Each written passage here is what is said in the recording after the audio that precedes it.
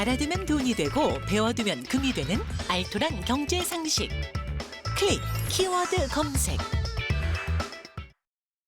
네, 먼저 오건영 전문가의 경제 키워드는요? 네, 제가 선택한 키워드는 3.5% 금리 동결입니다. 네. 금리 그러니까 그대로 간다는 거죠? 네, 한국은행이 지난달 23일 날 금융통화위원회라는 걸 열어서 그때 이제 기준금리를 동결을 했습니다. 이게 왜 갑자기 뜬금없이 금리냐 이제 이런 말씀을 해주실 수가 있는데요. 우리가 은행에 가시다 보면 아무래도 예금이나 적금 다 금리거든요. 그리고 대출도 마찬가지로 금리가 되게 중요하지 않습니까? 이외에도 주식을 거래할 때나 부동산을 거래할 때 그리고 외환시장에서 환율을 볼 때에도 이 금리라는 게 가장 중요하고요. 경제를 보는 가장 기본이 되는 게 돈의 값인 금리다. 이제 우리는 이렇게 볼 수가 있습니다. 제가 이제 뭐 주식이라든지 채권 이런 것들하고 금리의 관계는 향후에 한번 알아볼 수 있는 기회를 갖도록 하고요. 오늘은 금리에 대한 기본적인 말씀을 좀 전해드려 볼까 합니다. 네. 근데 금리 하면 돈에 붙는 이자를 얘기하는 거잖아요. 예를 들어서 제가 경아 씨한테 100만 원을 빌려주고 경아 씨한테 이자로 3만 원을 받았다. 그럼 금리가 3%. 물론 제가 그냥 빌려드려요. 네. 그냥 주실 거잖아요, 무이자로. 그냥 빌려줘요. 무이자로 드려야죠. 근데 지금 생각할수록 화가 나는 게 이 금리는 나는 가만히 있는데 왜 자꾸 오르는 거야? 누가 자꾸 올리는 맞다. 건지. 네. 그 누가 올리는 거야, 누가? 네, 이제 결국에는 시장에서 올리게 되는 거고요. 금융시장에서 금리를 결정한다 이렇게 보시면 됩니다. 이 금리라는 건요, 간단하게 돈의 가격이거든요. 그럼 가격은 무엇으로 결정이 될까? 수요와 공급으로 결정이 됩니다. 그래서 마찬가지로 금리도 돈의 수요와 공급으로 결정이 되는데요. 이렇게 한번 생각을 해보시죠. 너도나도 이제 돈을 갖다가 좀 돈이 풀려 나와가지고 돈을 많이 공급을 하고 싶습니다. 이런 상태에서 돈을 공급하는 사람은 많은데 돈을 빌리려는 수요가 없어요. 이러면 아무래도 돈의 가격인 금리가 내려가게 되겠죠. 만약에 근데 돈을 빌려주는 사람이 별로 없습니다. 근데 너도나도 돈이 좀 필요해요. 그럼 돈의 수요가 늘어나지 않습니까? 그럼 그 사람들은 아무래도 높은 금리에도 이 대출을 받을 수밖에 없겠죠. 그러면 돈의 가격인 금리가 올라가게 되는 겁니다. 참고로 말씀드리면 8, 90년대 우리나라가 이제 고성장을 구가할 때가 있었죠. 그때를 보시면 돈의 공급은 제한이 돼 있었는데 기업들이 이제 성장을 잘하다 보니까 돈을 빌려가지고 설비 투자를 해야 되니까 돈에 대한 수요가 되게 많았었죠. 그럼 공급이 적은데 수요가 많으니까 돈값인 금리가 올라가는 겁니다. 그래서 우리가 이제 그때를 고금리 시대다 이렇게 기억을 하고 있죠. 반대로 잠깐 생각해 보시면 외환위기 이후에는요. 우리나라 경기가 별로 좋지가 않았습니다. 전 세계적으로 돈이 풀려 나와서 돈의 공급은 굉장히 많았는데요. 문제는 이 경기가 안 좋다 보니까 과감하게 돈을 빌려서 투자하는 수요가 별로 없었던 거예요. 공급은 넘치는데 수요가 없으니까 돈값인 금리가 내려가게 되고요. 그때부터 우리는 저금리 시대다 이렇게 기억을 하고 있는 겁니다. 그렇구나. 저희 엄마 세대만 해도 열심히 저축해가지고 금리 높을 때는 이자로 소득이 있었단 말이에요. 그래서 저한테도 늘 저축해라 했는데 사실 뭐 한 10여 년 전부터 금리 굉장히 낮았었잖아요. 네, 그렇죠. 그러니까 엄마 저축해도 이자가 별로 안 나와요. 맞아. 근데 요즘 또 이제 금리가 또 오르고 있긴 하고 이게 금리가 진짜 중요하긴 하더라고요. 근데 이제 아까 저희가 알려드린 이제 키워드에서 한국은행이 기준금리를 동결했다 이런 네네. 말을 했단 말이에요. 네네. 그러니까 금리도 뭐 기준이 되는 기준금리가 있고 뭐 이런 거예요? 네, 그렇습니다. 이제 이게 기준금리라는 말씀이 좀 생소하실 수 있습니다. 왜냐하면 우리가 일반적으로 금리를 만나는 거는 은행에 가서 대출이나 적금 같은 거 이런 거 할 때 금리를 만나죠. 근데 여기서 하나 보실 게 뭐냐면 은행에도요. 은행이 거래하는 은행이 있습니다. 은행의 은행이라고 하는데 그건 이제 한국은행, 중앙은행이라고도 얘기를 하죠. 그래서 은행이 한국은행을 거래할 때 적용되는 금리가 말씀드렸던 그 기준금리다. 이제 이렇게 볼 수가 있겠죠. 그럼 우리가 한국은행을 직접 거래하지 않으니까 그럼 이건 우리하고 별로 이렇게 맞지 않는 거 아니야? 그렇게 생각하실 수 있는데요. 이 강물이 보시면은 이렇게 상류에서부터 이제 흘러내려오는 것처럼 한국은행에서 기준금리를 바꾸게 되면은요. 시중은행들에 적용되는 시장금리가 바뀌게 됩니다. 그럼 우리가 시중은행에 있는 그 금리를 갖다 직접 만날 수가 있겠죠. 참고로 이제 한국은행은요. 경기가 너무 좋거나 물가가 많이 올랐을 때는 이걸 제어하기 위해서 금리를 올리곤 합니다. 반대로 경기가 너무 안 좋거나 물가가 안정이 됐을 때, 물가가 낮아졌을 때는요, 금리를 내리기도 하죠. 그래서 한국은행의 금리 인상이나 이 정책에 따라서 우리가 끝단에서 이제 영향을 받는다. 이제 이렇게 해석할 수 있을 겁니다. 네. 근데 그 뉴스 같은 거 보면 그 미국 금리가 뭐 올랐다, 향후 전망은 어떻다 이걸 보는데 물론 연관이 있겠는데 저희 같은 사람들은 아니 미국의 금리 시장 우리가 왜 이렇게 신경 써야 되지? 좀 이렇게 이해가 안 될 때가 있어요. 네. 이제 하필이면 왜 미국까지 봐야 되냐. 우리나라 것도 바쁜데 이제 이렇게 생각할 수도 있는데요. 잠깐 이제 두 가지로 보시면 될 것 같습니다. 그러니까 어느 나라나 수출이랑 내수로 성장을 하게 되거든요. 근데 보시면은 우리나라는 수출 성장에 좀 비중이 큰 편입니다. 근데 이 수출이라는 건요, 뒤집어 생각해 보면은 우리나라의 수출을 누군가가 받아줘야 되지 않습니까? 네. 그러니까 다른 누군가의 수요라고 생각하시면 됩니다. 내수라고요. 그럼 당연히 그 나라가 아마 많이 사줄 수 있는 나라가 구매력이 있는 미국이 되겠죠. 그러면 만약에 미국의 금리가 올라가게 됐을 때는 미국의 수요가 줄어들 수 있으니까 그럼 우리나라 수출에도 영향을 줄 수밖에 없을 거지 않습니까? 미국 사람들이 물건을 안 네, 사니까. 그렇죠. 예. 그래서 이제 미국 금리를 우리가 주요하게 보는 이유 중에 첫 번째가 이 미국이란 나라의 수요, 우리나라는 수출을 하는 국가다 보니까 그런 데 중점을 좀 두는 거고요. 두 번째 볼 수 있는 거는 우리나라가 자본시장이 개방이 돼 있다는 겁니다. 자본시장 개방이라는 게 어렵게 들릴 수 있지만 돈이 자유롭게 이동을 한다는 거거든요. 이 돈이라는 건요. 금리가 높은 곳에서 낮은 곳으로 이동하게 마련입니다. 그럼 예를 들어서 우리나라 금리가 낮은데 미국 금리가 너무 높다.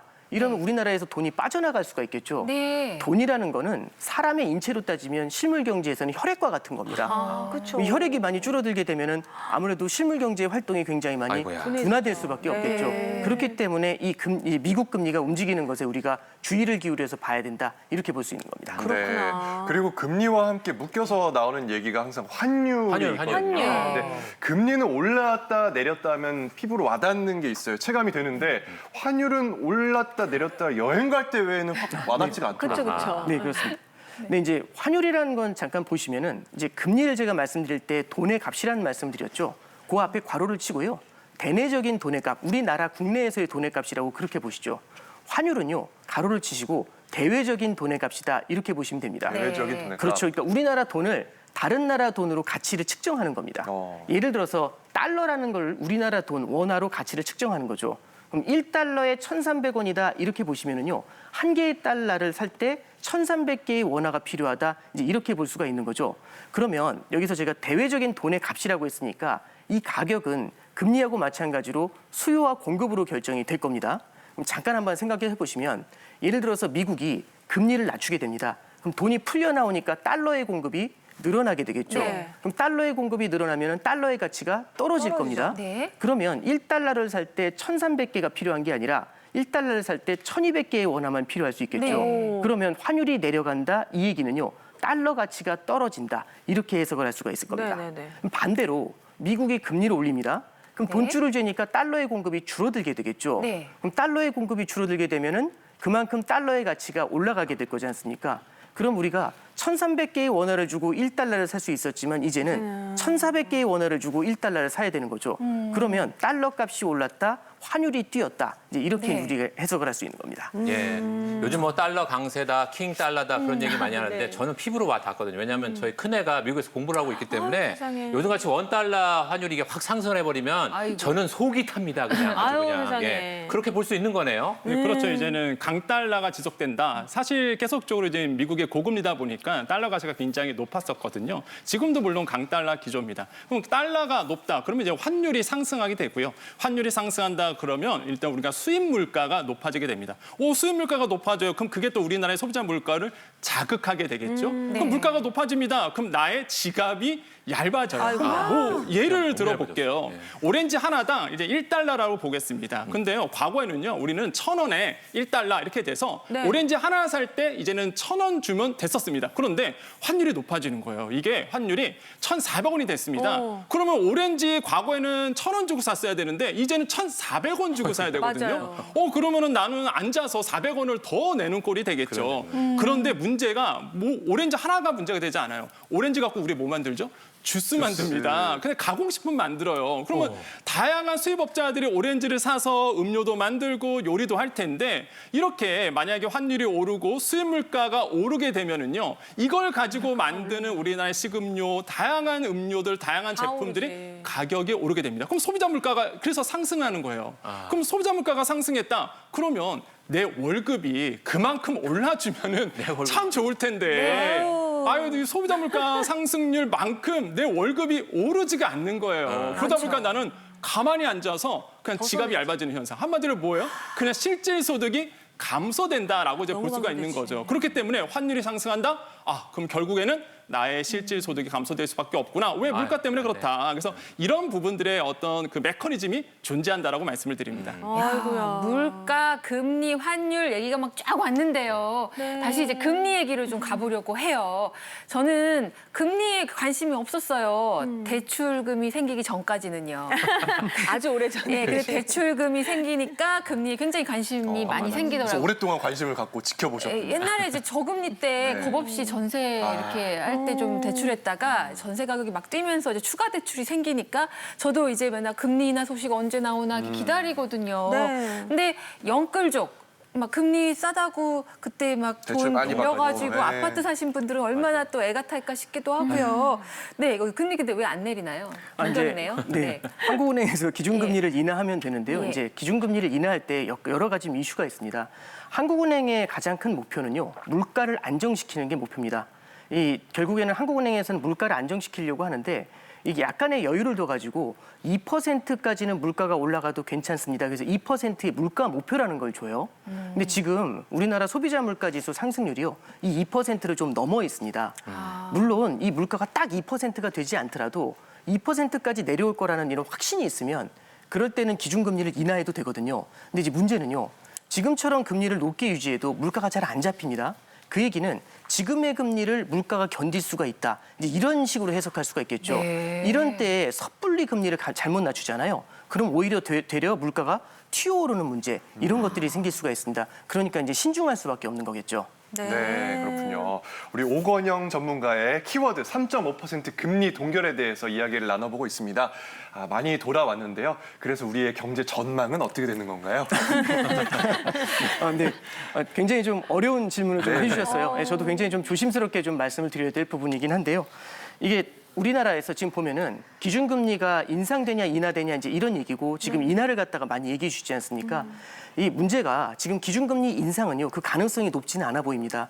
결국 첫 번째는 물가가 여전히 높다고는 하지만 기존에 비해서는 좀 안정돼 있다는 게 첫 번째고요. 두 번째는 미국이나 유럽 이런 국가들도요, 지금 기준금리를 인하하는 추세입니다. 그러면 우리나라 같은 경우도 기준금리 인상 카드를 여기다 대기에는 쉽지가 않겠죠. 그럼 인상이 어려우면 인하로 바로 가면 되지 않냐, 이제 이렇게 생각하실 수 있는데요. 앞서 말씀드렸던 것처럼 이제 물가가 여전히 조금은 높다라는 점이 첫 번째고요. 두 번째는 다른 나라하고의 금리 차도 마찬가지로 고려를 해야 됩니다. 그래서 한국은행 금융통화위원회에서도요, 하반기에 금리 인하 가능성이 열려 있을 수는 있다, 이런 얘기를 하고 있거든요. 그래서 하반기에 금리 인하 가능성을 살짝 열어두고 이 물가의 움직임을 좀 예의주시하는 그런 방향을 취할 것으로 보고 있습니다. 네.